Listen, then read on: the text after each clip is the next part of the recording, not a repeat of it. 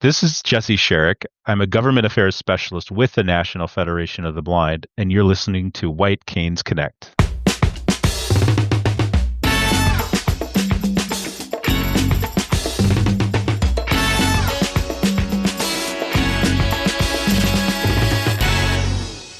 Hey there, PA Federationists. Welcome to another episode of White Canes Connect, presented by the National Federation of the Blind of Pennsylvania. My name is David Goldstein. I am the first vice president of the NFB of PA. Joining me today is White Canes Connect co-host and creator, Lisa Bryant. Lisa, what's on tap today? So we're coming off the heels of this year's Washington seminar. Great time to have on Jesse Shirek, who is of the advocacy team of the Federation. Jesse's talking about, he gives us a bit of a history of how Washington Seminar even began and how important it still is today. It really is so important. And as Jesse says in the interview, if you have never gone, especially if you're in southeastern Pennsylvania, because it's very easy to get down to Washington. I know if you're out west, especially in Erie or Pittsburgh, it's not as easy to get to. But if you're in southeastern Pennsylvania, it's a couple of hours by Amtrak, and it is worth the trip to go. And sometimes you get to speak with your legislators. Sometimes you don't. You're speaking with their staff. But it is so enlightening and so fulfilling to be there walking around the office buildings on the House side or the office buildings on the Senate side. One thing that Jesse didn't mention in the interview, on Tuesday nights of Washington Seminar, so the thing starts on Monday where you have some meetings and you have the Great Gathering In, which Jesse spoke about. Tuesday, then you go start meeting with your Congress people and your senators. In Pennsylvania, Tuesday is for the House, Wednesday is for the Senate. But Tuesday night, there is a reception, which usually has food and drinks. I don't believe there's alcoholic drinks, but they have food, and you can ask Preston Gaylor about the food this year because I don't know of anybody else but him that got the food this year because we were all late getting to the event. But the food is great if you can get to it. It's a packed house, and then folks from Congress come in and speak to us. Sometimes it's a senator, sometimes it's a representative, Democrats, Republicans. President Riccobono speaks, and it is just a great evening. And you hear some people who may not be from your state, representative-wise, like Latifah Simon from California's 12th Congressional District, just a great storyteller and very energetic, very positive. And I mention her because she is a legally blind representative. And if that inspires anybody else, she's a Democrat, whether you're a Democrat or a Republican, she got elected, and so could you if you're interested. And how great would it be to have someone in Congress to help her fight for the things that we need as blind folks? So it's just very important. If you've never gone, please consider it next year. Okay, David, I hear you loud and clear. Yes, and I was speaking just to Lisa there. So if you're not Lisa, you can still come too. But let's listen to Jesse. This is a great interview with him.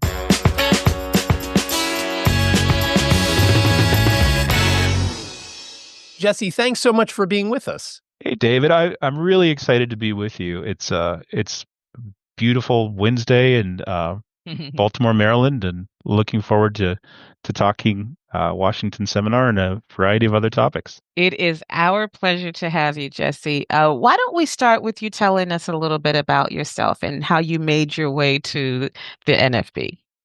Sure, glad to. My path has been kind of a winding road. I grew up in northeastern North Dakota, so essentially the middle of nowhere. The Red River Valley, it's flat as a tabletop. And I had been working for the state of, I was born blind, grew up as a blind kid, and made my way through college, and was working for the state of North Dakota doing blindness rehabilitation as an outreach teacher. Left my job because I wasn't thrilled with working for the state government. And it's interesting because I was a state contractor teaching assistive technology skills. And was also mentoring. My wife was mentoring a little girl. I'm going to call her Grace. And Grace was a 12-year-old blind girl. My wife and I are both blind. My wife Sherry and I are both blind. And we were mentoring Grace. And Grace was really struggling in school, and she wasn't getting the skill instruction that she needed from her teachers of blind students. And so we went to this IEP meeting for Grace, and it was the goal of this IEP meeting to talk to the team about sending Grace to a residential school for the blind in South Dakota. It's the closest residential school for the blind. And we walked in the door, and right away, the district superintendent said, I know you're here to talk about, Grace going to a school for the blind, but that's just not going to happen. Shut down the conversation to start. And it was really kind of an ugly IEP meeting. I mean, it just felt like we were getting nowhere. And realistically, we should have ended the conversation right there and did a hard reset, knowing what I know about advocacy now. But at the time, I was very inexperienced. And ironically, 2 days later, I went to my first state convention of the National Federation of the Blind of North Dakota. And being at that state convention was really eye-opening because the director of vocational rehabilitation at the time, Russ Cusick, was there. And we spent about 2-3 hours talking to him about the problems with the vocational rehabilitation system. And in all the years that I'd been around, I'd never heard anybody speak with such authority to a government director like I heard at this affiliate convention. And it really changed my perceptions of the National Federation of the Blind. And I thought, this is an organization that I wish I had with me at Grace's IEP meeting. And I joined right there. And I got involved really quickly at that first affiliate convention. I ran for the board of directors. A year later, I was elected state treasurer. And then 2 years later, I was elected as the North Dakota State affiliate president. And, started my term off and, was really enjoying the advocacy work. And pretty quickly on, the pandemic hit.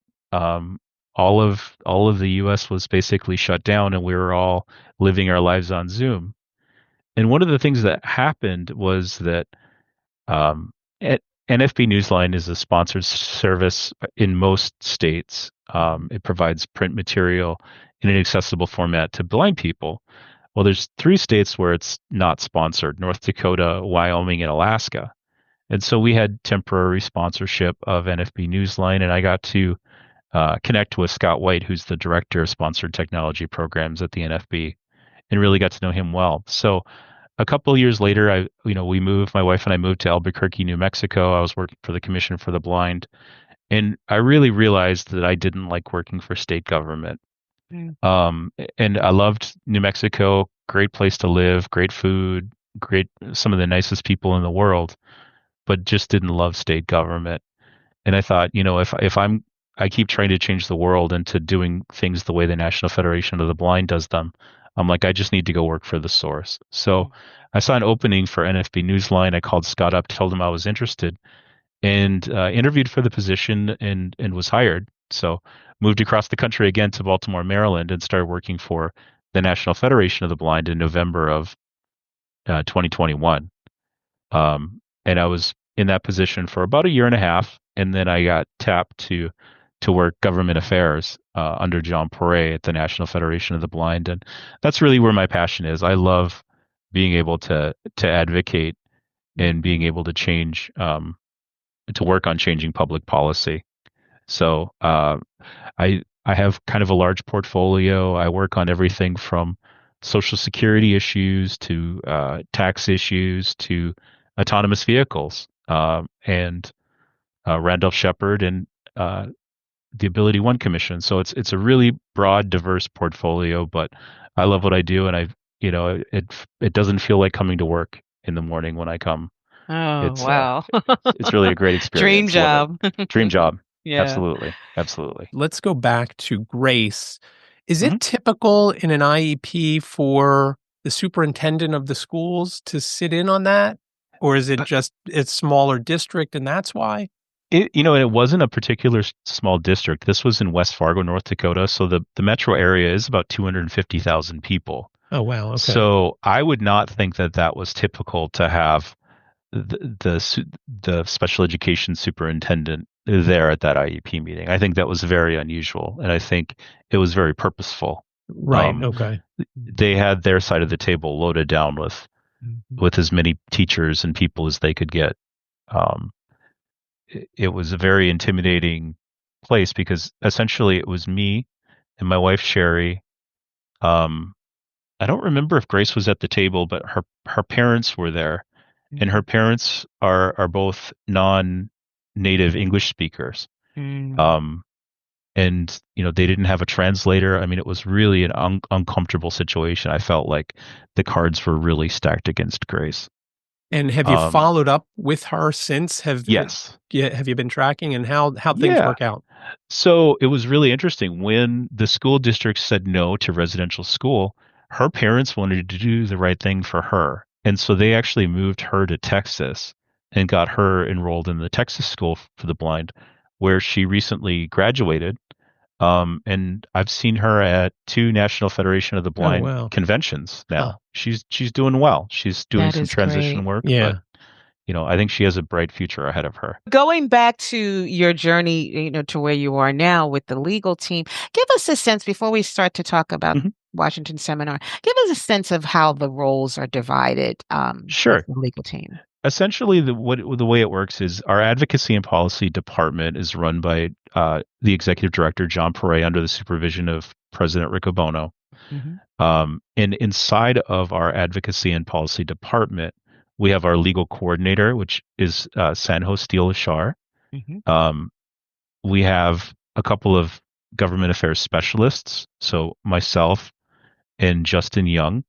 Okay. We have a regulatory specialist, Kyle Walls, and we have our department assistant, Lindsay Walsh. And then there's a couple of other departments that are a couple of other teams inside of our department.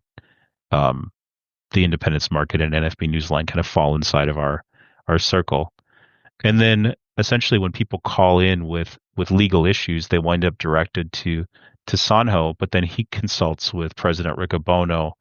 And then if things rise to that level, they pull in our general counsel, Eve Hill, to assist with legal matters. So it's a little tangled in terms of how it works, but it seems to be a process that works really smoothly. And we've been very effective at our legal and government advocacy work over the years. And speaking of being effective, we just come off the heels of Washington Seminar. Take us down memory lane a bit and give us a sense of the history of the seminar, of how it first started and how it's grown. For instance, do you have numbers on attendees this year and about how many meetings? So we've gone from what to what?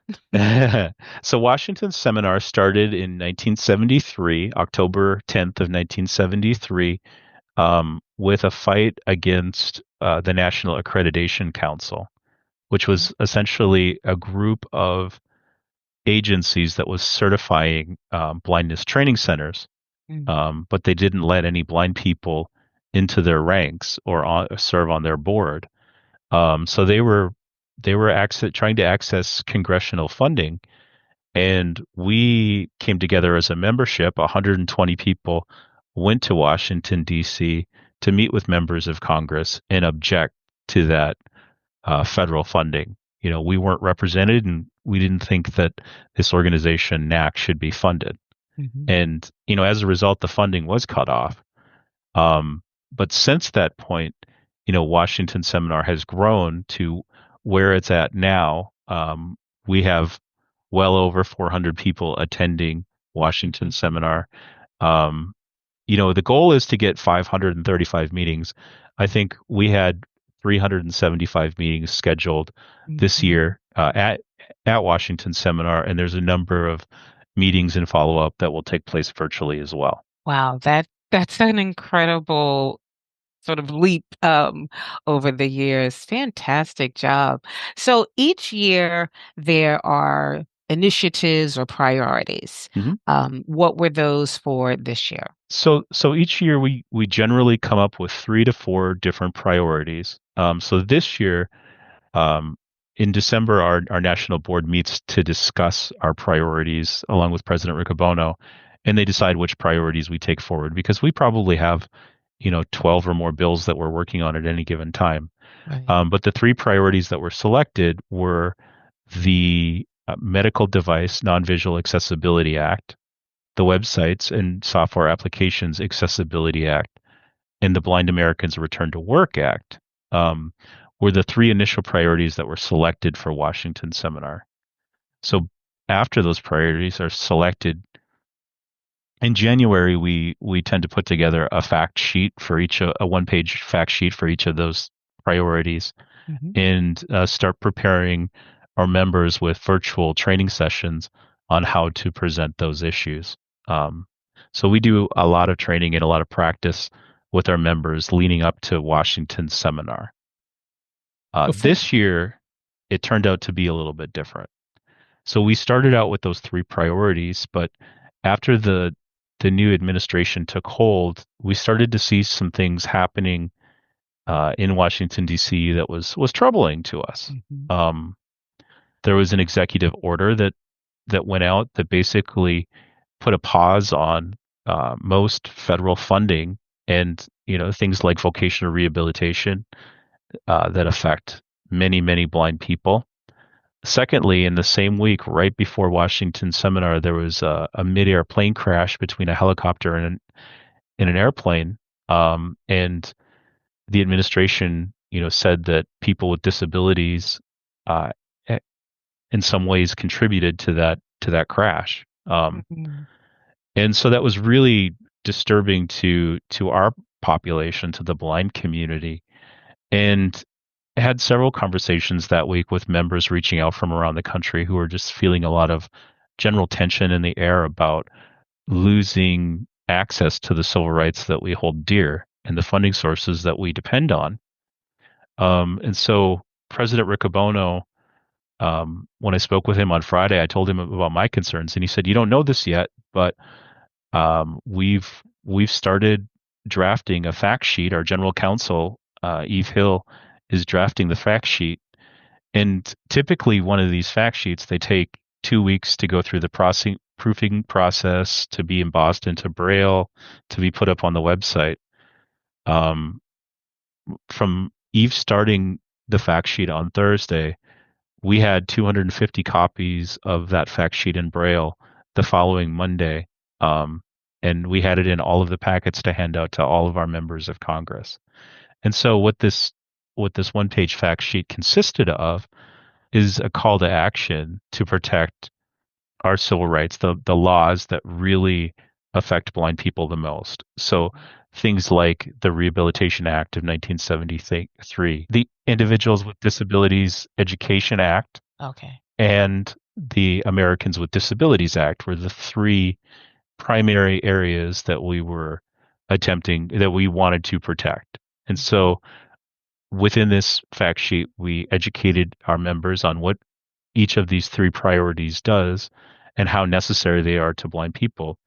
But on the back side of the fact sheet, we also wanted to highlight some funding sources that we're very dependent upon.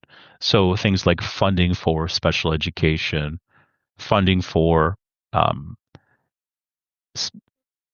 vocational rehabilitation across the country. The federal match for vocational rehabilitation is slightly under 80%.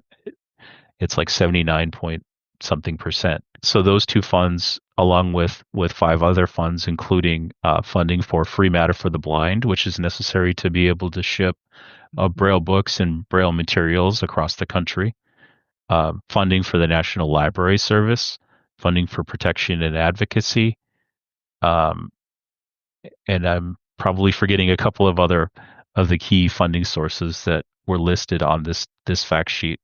But we educated our members on the fact sheet, and we really wanted them to understand that we normally bring 3 priorities to Washington seminar, but in this circumstance, if you only talk about this one particular priority of protecting our civil rights and the funding sources that matter most to us, that's okay. If it takes a whole meeting Yeah. to cover that, to protect our civil rights, do that. Because if this gets torn away from us, if we lose these laws that we depend on, then it doesn't make any sense to try to tweak what's already in place.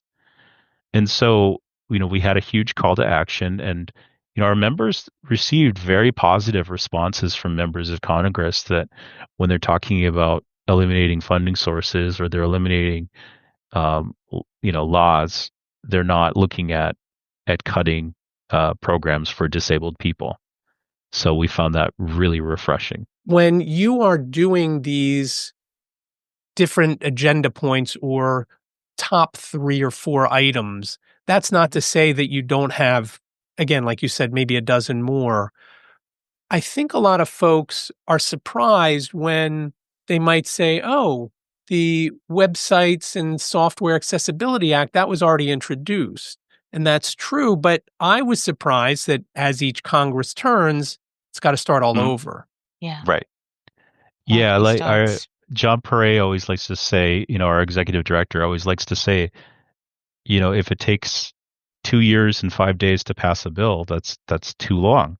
You only have 2 years to pass a bill. So you need to find a sponsor for the bill. You need to get it introduced. We always like to have a lead co-sponsor, usually somebody on the opposite side of the aisle, so that it becomes a bipartisan piece of legislation. So you need to get it introduced. You need to get it to go through legislative council, which essentially are attorneys that work for Congress to double check that the law does what it's intended to do. And so once it's introduced, our game plan is to accumulate co-sponsors. So essentially, we ask members of Congress to co-sponsor a bill, and it's a way of tallying support for a particular piece of legislation. So we've only had one of our priorities reintroduced this year so far. So the Blind Americans Return to Work Act was reintroduced. It's sponsored by Congressman Pete Sessions of Texas. He's a Republican. And then the lead co-sponsor is Kwasi Mufume, who is the Democrat, and he actually represents the part of Maryland where the National Federation of the Blind headquarters is located. So that one it has a bill number associated with it. So it's HR, meaning that it's in the House, and it's 1175. I was going to ask you about that. Any other things coming down the pipeline that may be ready to drop or not quite yet?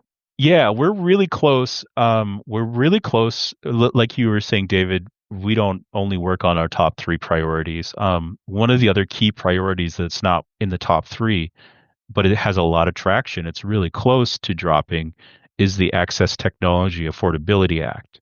So in the House, that is going to be sponsored by Congressman Mike Kelly of Pennsylvania. And he was at our state convention, by the way. He stopped in. I heard actually heard his over Zoom. I heard his presentation to the tech group, and it was really interesting, his talk on return on investment. I thought he was very articulate and really appreciated his comments. On the Democrats side, it's Mike Thompson from California is the lead co-sponsor. And it's interesting, these two gentlemen have kind of gone back and forth depending upon whether it's a Republican in the dominated House or a Democrat dominated House. They've kind of switched places as lead sponsor or sponsor and lead co-sponsor. And they're both on the tax subcommittee, so they both have a lot of influence. And we're hoping it's going to be dropped any day now, and we want to gather as much support for the Access Technology Affordability Act as we can once it's dropped, because we're going to have a tax package, and we want to make sure that we get this tax credit into that tax package. And I was just going to say, for anyone who doesn't know what that is, just briefly explain what that would do. So access technology, when I think about access technology, I think about things like a braille display, a braille embosser, a screen reader, a screen magnification, a video magnifier. So any piece of of access technology that a blind person needs to be able to function competitively with, a sighted person. It wouldn't cover things like over the counter or like standard products like iPhones or Hmm. computers, but it would cover access technology. And what it would, it's a, right now it's what's considered a refundable tax credit.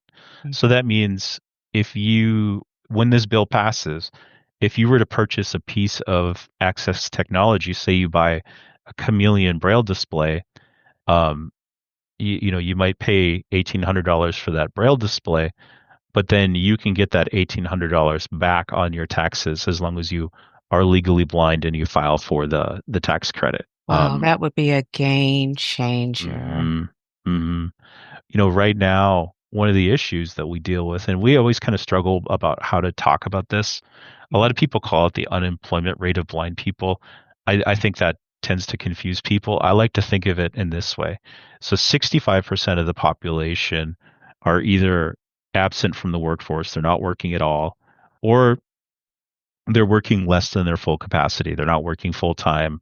They're Mhm. not earning as much money as they could be earning. So that's it's a major issue in the blind community. And with this tax credit, if people have access to being able to purchase access technology, then all of a sudden you can practice using that Braille display while you're Mhm. looking for a job Mhm. and get your skills up so that by the time it's time for you to work, you're ready to work and you're Yeah. going to be a good employee. Yeah, and I personally am thinking of how I could use this. So I think I've kind of worn out my welcome with BBVS here. So Mm. if I have to purchase anything going forward, that would just work out if I could get that credit. So Yeah, it would make you self-sufficient and you could use exactly. it. The bill would run for basically it would, as they would say, sunset after 5 years. Okay. So it would be on the books for 5 years. Yeah. And so you could use that tax credit once every 3 years. So you could Okay. theoretically use it twice in that 5-year period. So it really could make a huge difference. So you were there, of course. David Mhm. was there. Tell us about any key meetings. What were some of the Yeah. most impactful sessions that you had?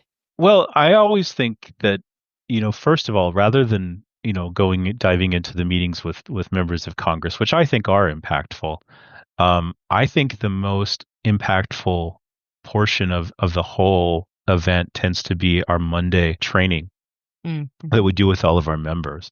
And if you've never been to a Washington seminar before, I really would encourage you to go. I went for the first time in 2020, and you go through some pretty intensive training on how to how to take part in an advocacy meeting. So Hmm. essentially, you get the whole formula of how to have a successful meeting. And so it's broken down for our members like this. Essentially you need to understand the problem. You need to be able to talk about the problem in a coherent way. It's important to be able to give stories about the problem that illustrate your lived experience.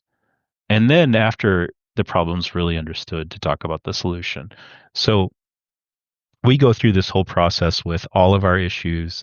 We have several meetings on Monday with our entire membership where we do trainings on how to advocate. We don't just expect people to show up and know how to do it. Hmm. We're not born with those tools in our minds. But once you've received that training, you're much better prepared to go out and advocate. So I would say like a really interesting meeting that we had on Monday was what we call the Great Gathering In. Hmm. Um, During the Great Gathering In, and it's customarily streamed so that people can attend it virtually even if they're not in the room, and you can go back and watch it on YouTube if you're Okay. curious. But President Riccobono gives a really articulate speech about civil rights. We typically have a member of Congress come and address our group, and this time we gave an award to Congressman Pete Sessions, who Hmm. is not only the sponsor of the Blind Americans Return to Work Act, but he's also, in the last Congress, he co-sponsored the Websites and Mobile Applications Accessibility Act, or he was the lead co-sponsor for the Websites and Mobile Applications Accessibility Act. Um, he's co-sponsored the Medical Device Non-Visual Accessibility Act. He's co-sponsored the Transformation to Competitive Integrative Employment Act, and he's also was a co-sponsor of the Access Technology Affordability Act. So he was on 5 of our bills Yeah. last year. So we just felt like we really need to support, the individuals who support us.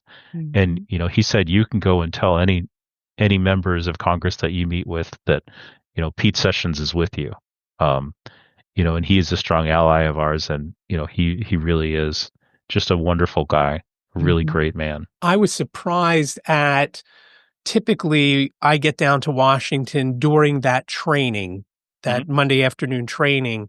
This year I went down, I was down on Sunday. I went to the legislative meeting in the morning and was surprised at how much information was at that. But I was shocked at the packed house for that afternoon training because I've never been to it before, even though I've been to Washington seminar probably 4 or 5 times in person. And I thought, wow, I've got to, from now on, when I'm not going to that, if I'm not coming to that legislative meeting in the morning, I've got to make sure I get down in time to go to that because it was so informative. And on that, do you guys, during the week prior to Washington seminar, do you rehearse or do you just know the stuff so well that it just comes right out? Well, we do practice. So in terms of our speeches, we do practice, we do rehearse our speeches so that we can be articulate. But we do this stuff every day, day in and out. So we really know our particular core issues. Now, one thing that we like to do, even starting in early January, is we'll do an issues training virtually for our members over Zoom so that they can tune in over Zoom and learn about each of the 3 issues and how we would present those 3 issues. And then we hold a series of mock meetings over Zoom where we get a couple of our, either affiliate presidents or our national board members. We get somebody to play the senator or the representative, and then we get several of our members to hold a meeting with our issues. And they have an opportunity to practice presenting our issues to members of Congress. So we do about 4 of those practice meetings prior to people even coming to Washington seminar. And I'm sure being at that afternoon session, David, you probably saw a couple of the mock meetings that we held also at that 4:00 session. So yeah, we do practice. We practice a lot, and we encourage our members to practice because when you're in front of a member of Congress or staff members of working for members of Congress, it can be nerve-wracking. Yeah. And so the better rehearsed you are, the more likely you are to be successful at having a meeting and having a good positive meeting and answering their questions. Yeah, I thought it was very polished every time you guys went over everything. And I know, so I saw you in the legislative meeting. I saw you in the practice for everyone. And then during the Great Gathering In, when you presented something and everybody was just so on point that it's just a nice, I don't want to say rah-rah type of thing, but you just get pumped up about getting ready to go the next day and you hit the ground running. Yeah, absolutely. I mean, I think it's really important to motivate people. Because let's face it, I'm coming from Baltimore, so I'm not coming a long ways to Washington seminar, but we have people that come all the way from Alaska to go talk to their members of Congress. So we want to make sure that they're feeling prepared and that they're feeling ready and that they're feeling like they're going to have successful meetings and that their time matters. So we take it very seriously. And I think as a result, the rest of our members take it very seriously. And I think in turn, I think the folks in Congress and the Senate also notice that and can see how important things are and talk about how important that is to actually meeting, whether it's with the staff or the actual representative or senator, how that translates into, hey, these people are serious about these items How important is that? Yeah, I think it's critically important, and I think the reason that we're able to be so successful is like, look, especially this year, we knew we're dealing with a slightly different Congress. So we really wanted to make sure that, we focused our issues in a way that's going to be appealing to all members of Congress. And so we made sure our members were well rehearsed, but also, we talk about, it's important to wear a suit and tie to Capitol Hill if you're a gentleman, or a nice, suit and a pantsuit, or a suit and skirt, if you're a lady. It's really important to be polished. It's really important to act professional, and it's really important to present, the key issues in the order that we've selected them, or, if for some reason we ask you to deviate from that order, to do that, so Yeah. that we're essentially, the goal is for every member of Congress, or every staff member who works for a member of Congress, to hear the exact same presentation, so that when they do compare notes, they are talking about the fact that there's nobody in Washington who reviews their issues better than us. I mean, that's how we want to be perceived, and that's our goal, is to make sure that, our issues are well understood by members of Congress, that they're taken seriously. And I think they know that when we come in prepared, and looking professional and acting professional, that we take what we're doing seriously. And I think in turn, they take us seriously. And we have an opportunity to kind of change some of those negative misperceptions of blind people. Mhm. And I think it really makes a tremendous difference. You were talking about that very first agenda or initiative of the first Washington seminar. What are some other success stories that you can recall over the years? Yeah. So I think we've had a number of priorities that have taken place over the years that we've been successful at. I mean, going way back to the 1970s. We were successful in, even before we went to Washington seminar. We've been successful at changing the Social Security Act, and getting Mhm. so many blindness specific rules into the Social Security Act. We did that through advocacy. We were very fortunate to be able to have changed a number of things throughout the years. Um, the quiet cars work Mhm. that we started to do in the early 2000s, I think was a great example of how we've been able to make a difference. There was a bill called the Pedestrian Safety Enhancement Act. And Mhm. essentially what happened is, we were hearing from blind people all over the country that these quiet cars Yes. were moving by them, and they couldn't hear them. Yes. And we were a Yes. little skeptical. So we put a couple of our board members out on the corner of East Wells and Bird in Baltimore, and they had a blindfold on, and we had a quiet car drive around the Mhm. block a couple of times, and they said, "Well, when are you going to start the test?" And it's like, they've already circled the block. Mhm. Mhm. They've already circled the block, and you Mhm. haven't heard them. Yeah. Um, so that really started it out uh, with the Quiet Cars initiative, and Mhm. we were able to get that law passed.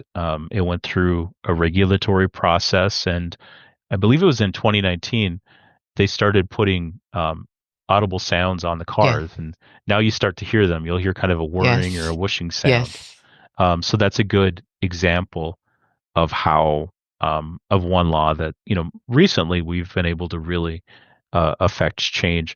Another one would be, we amended a law to make sure that the National Library Service could provide Braille e-readers. Mhm. So that was a win for us, to be able to ensure that, not only could they provide, tape players, but now they can send you a Braille device, and you can download your Braille onto that device, and read it at home. And it all comes from your National Talking Book Library. Mhm. The Marrakesh Treaty is another example.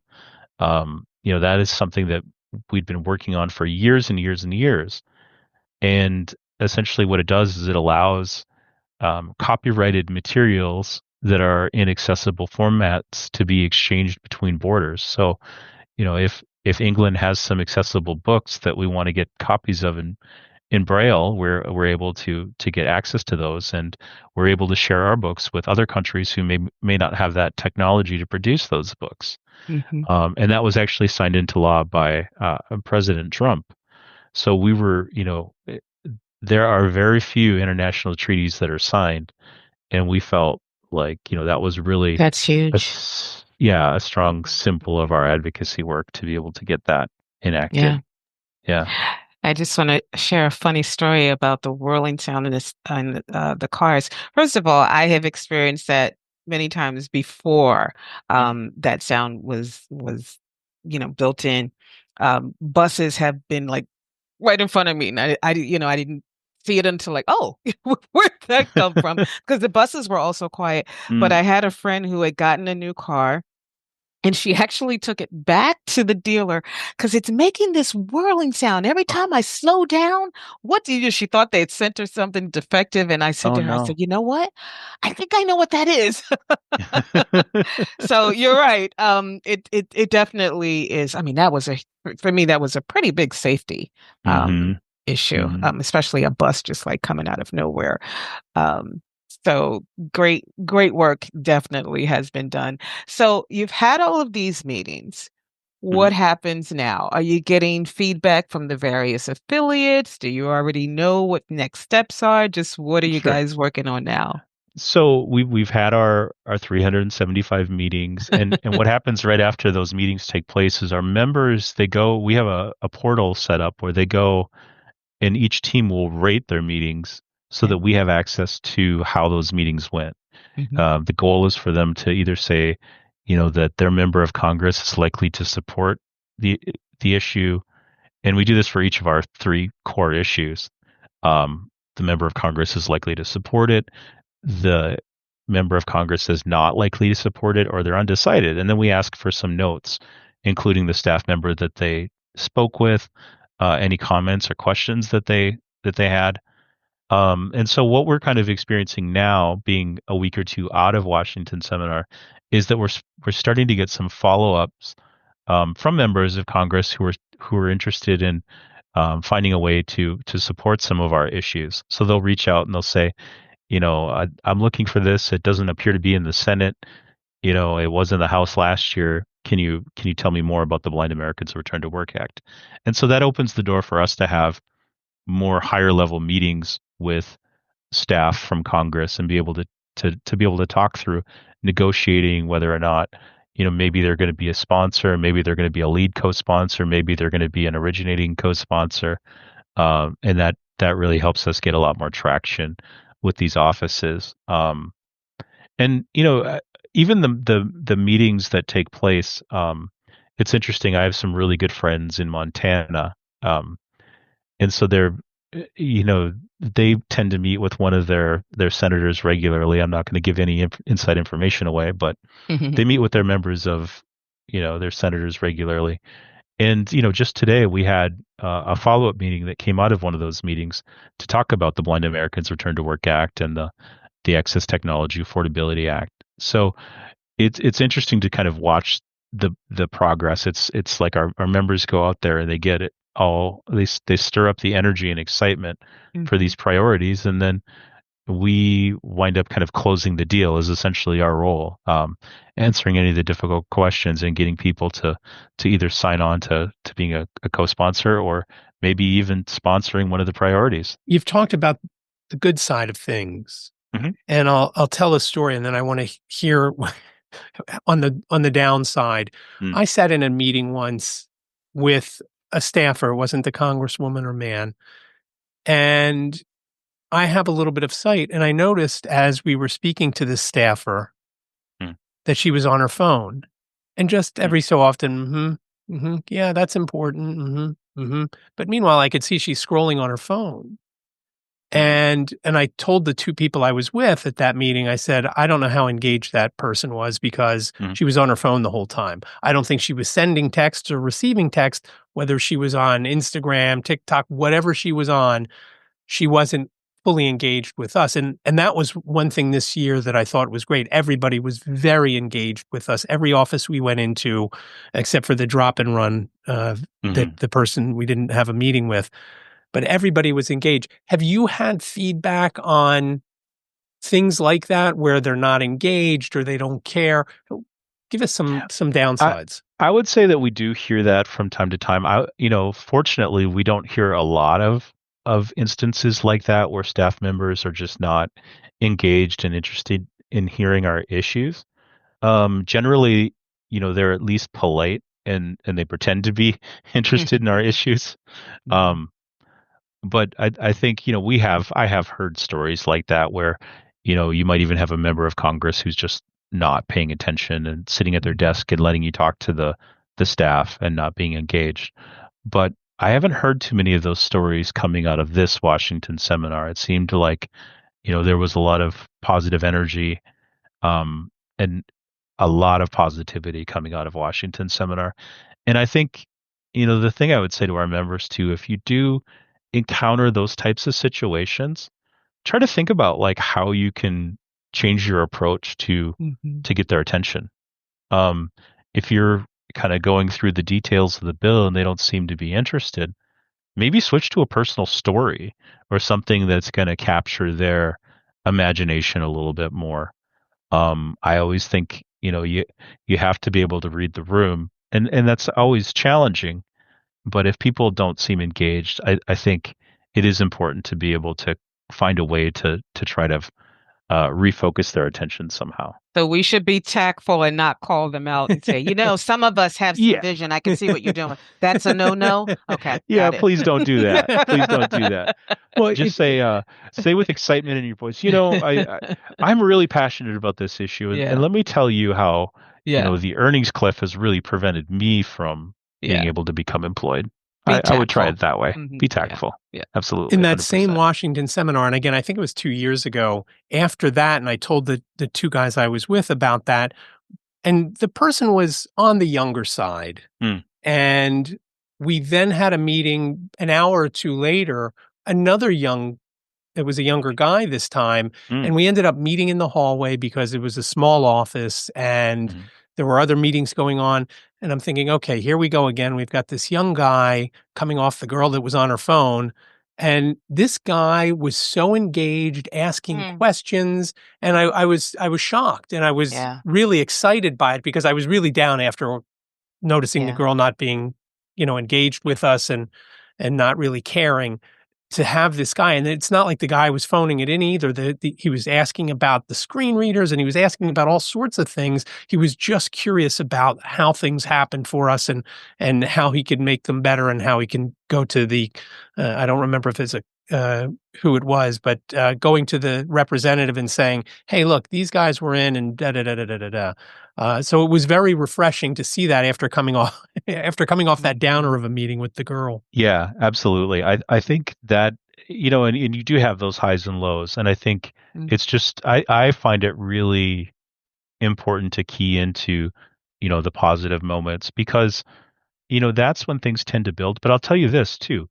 At my first Washington seminar in 2020, I was having a meeting with some staff members for Senator Kramer's office, and I really didn't think that.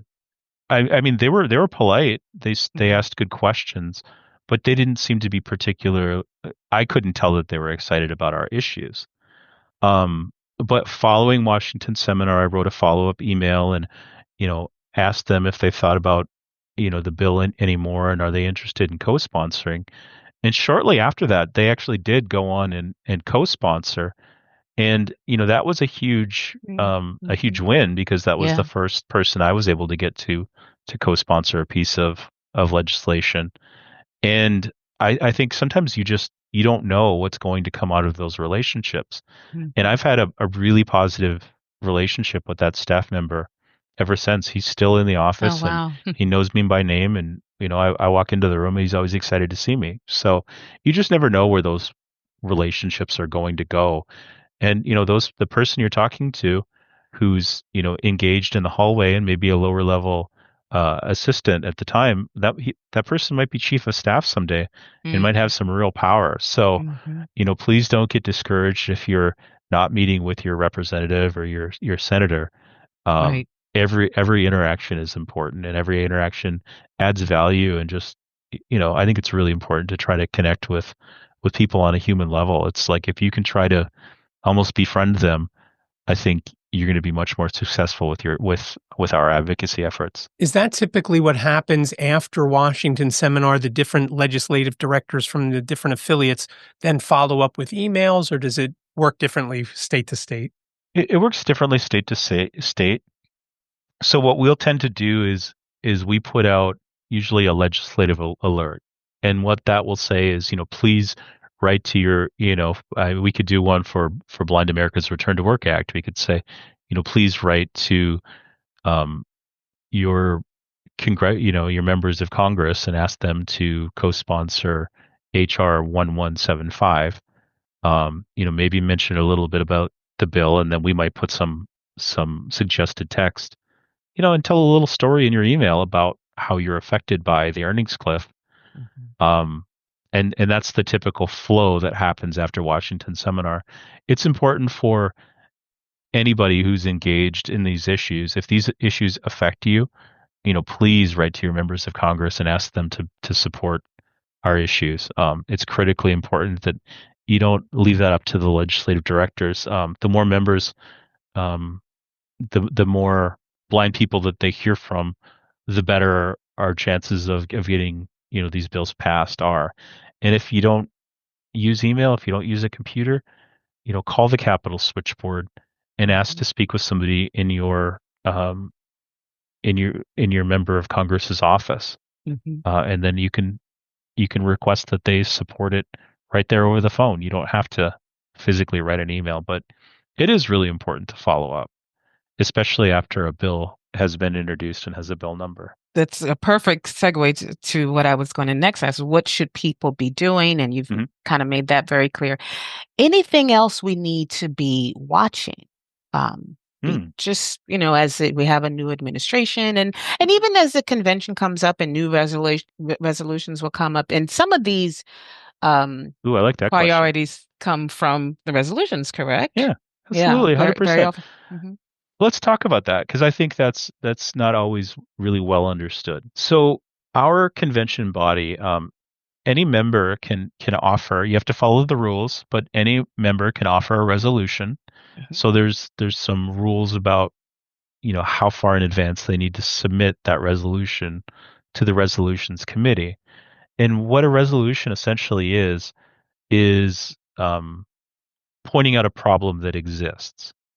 So it might be one resolution that passed last year. The convention body was regarding autonomous vehicles. We were saying that it's a problem in a lot of the states are trying to pass laws that would require a licensed driver in the cab of any autonomous vehicle. And we're really encouraging Congress to pass a national framework that would essentially set the rules across the U.S. for the operation of autonomous vehicles. So I'm paraphrasing essentially what that resolution said, but there was a proponent that brought that resolution forward at last year's national convention, and it passed. And it is a priority of the National Federation of the Blind to protect the rights of blind people when operating autonomous vehicles. And if there are other things that, I would go to NFB.org and take a look at some of the past resolutions to see what's already been done. Maybe your idea already exists, but maybe you've got a new concept for a problem that you see. And, I would encourage you to reach out to the resolutions committee. The committee chairperson is Donald Porterfield, and you can find his contact on NFB.org. I would encourage you to reach out to him if you have an idea for a resolution, and work with the resolutions committee to draft that resolution. And so once it's been passed, then we can look at, does it rise to the level of trying to create a bill to to be able to fight this in Congress, or is this more of an advocacy approach? Maybe it inspires some outreach to a corporation who's maybe not doing things right, or any number of things. But I would say one thing that would be really important is pay attention to the executive orders that are taking place. If you see something in the news, or if you see something concerning, and, and even if you think we're aware of it, feel free to bring it to our attention, at the national staff in the advocacy and policy department. Because, we're tracking a lot of information, and we want to make sure that nothing slips through the cracks. So always be paying attention, and please, reach out to us, as a staff, if you have concerns, or if there's things that you think, you want to make sure we're watching. So, Jesse, if people want resources, if they have questions, how do they contact you, or who should they contact? Sure. So you're welcome to reach out to me. You can reach out to me at the National Federation of the Blind if you call 410-659-9314. And if you press 0, you'll get the operator, and she can direct the call to me, or you're welcome to dial my extension, which is 2348, and leave me a voicemail. If I can't take your call, I promise I'll call you back. But I'm happy to talk some of these things through, and if it's an area where I can't help you directly, I will certainly guide you to the right person who can assist you. So please feel free to reach out. And if you want to email me, you can also email me. That's what I was going to ask. My email is jshirek@nfb.org. So it's jshirek@nfb.org. Well, this has been very informative, Jesse, and delightful talking with you. And thank you so much for taking the time to come on. And all the best for the Federation. I mean, great work you guys have been doing, but it's not a one team or one department sort of agenda. It's all of us collectively. 100%. So there are ways that we can all get involved. And thank you for giving all these options. You can do a phone call, you can email. I mean, there really are not any excuses not to participate. 100%. Yeah, and thank you for highlighting that. I mean, we like to, I am on staff at the National Federation of the Blind, but I'm also a member. I've been a member for a number of years, and the title doesn't matter. It's the energy that you put behind your work that matters. And if you're passionate about one of these issues, please pick up the phone and make a phone call. Please send an email, and please contribute. And I just wanted to thank you for having me on the program. I really appreciated the opportunity to talk about these issues, and really enjoyed it. And I'm grateful for the opportunity.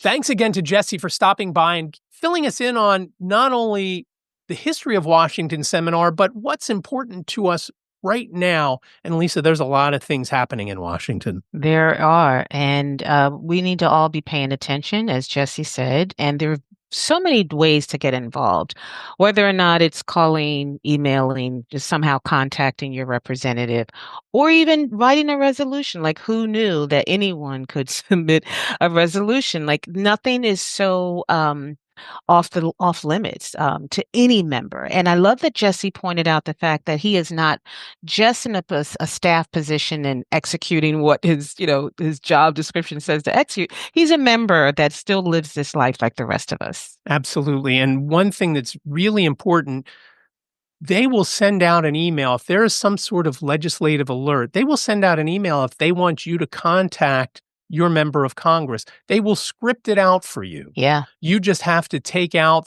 your congressman name here and put in the person's name, and put in either the congressional district or the state or whatever it might be. Mm-hmm. And it is good to go as far as an email goes. You can use it as a script if you're going to call. Everything about it is you're ready to roll, and it's easy to do. And I have actually done that. I have shared it with another group that I'm a part of. And I remember this one woman saying, that was so easy. Like, I did not even have to think about it. So it was just a no-brainer to go ahead and do it. So. Right. Again, and so it's very useful. Yes. And if you've never been to Washington Seminar, like I had told Lisa on the other side, think about going next year. You can get 2 double beds, you can find a roommate, and it doesn't cost that much to go down. I know some folks in our affiliate only go down for one night. They stay overnight on Monday night, go to the meetings with the House members on Tuesday, and then go back to Philadelphia if they're from the eastern side of the state on Tuesday night. So they get everything with it, but it's not overly expensive to do. So consider doing that for next year. Now, one thing Jesse mentioned that I really want to reach out to everybody here. If you are in Pennsylvania, Jesse mentioned NFB-NEWSLINE. NFB-NEWSLINE is a great audio source for news and information. And if you do not have NFB-NEWSLINE, you can reach out to me. If you're in Pennsylvania, if you're in another state listening, you can reach out to me, but I can't sign you up because I can only sign up people in Pennsylvania. I can sign you up. I just need some basic information, name, address, phone number, email, and I can get you started. And then you can get on, you can read the Wall Street Journal. Nothing is more frustrating when I'm online and I see an article from WSJ and it is basically 2 sentences. If you want to read the rest, you have to go to pay a subscription. You don't. You can just go to NFB-NEWSLINE, whether you use the app, whether you use the skill on Alexa or Google, and you can listen to that article, the whole article. If you don't have time to read it then, you can have it emailed to you. So if you are interested in NFB-NEWSLINE and do not already have an account, or maybe you have an account but you forget your login information, reach out to me, vp1@nfbofpa.org. Or, of course, you could always reach out to our generic whitecanesconnect@gmail.com email address, and I will get you signed up or get your login credentials so that you can get back on Newsline if you've already been on, or get on Newsline for the first time. Again, over 500 publications. There's national papers, there's local papers, there's sports, there's weather, all sorts of great stuff on there. Again, reach out to me, vp1@nfbofpa.org. I absolutely love Newsline. And one trick I got from you, David, I used to always go to the New York Times and read by section, but now I do that full publication, and it's just great. I love Newsline. And there's TV listing on Newsline as well. Right. TV listings, the ads from, I believe it's Walmart and Target. And sometimes during the holidays, they have some other retailers on there. Just a lot of great information there, and it's free. And don't think I'm not a member of the NFB, I can't get it. Yes, you can. If you live in Pennsylvania and you are blind or otherwise print disabled, please reach out to me, vp1@nfbofpa.org. We'll get you set up, and you'll be able to start reading newspapers, magazines, and so forth. So if you have any questions about the show, as David gave our email address out, it's again, whitecanesconnect@gmail.com. But you can also reach out via phone. And if you've been to Washington Seminar in the past, or you have questions about Washington Seminar, and if you've been in the past, I'd especially love to hear some stories when you met with either your representatives or staffers or your senators, whatever it might be. Please reach out. 267-338-4495. You've got up to 3 minutes. Leave your name and town if you do leave a voicemail. Again, 267-338-4495. I would love to listen to those and include them in an upcoming episode. And Lisa would like to hear them too. I would. I've gotten enough FOMO from this episode. Thank you for listening, everyone. Thanks for listening. Take care.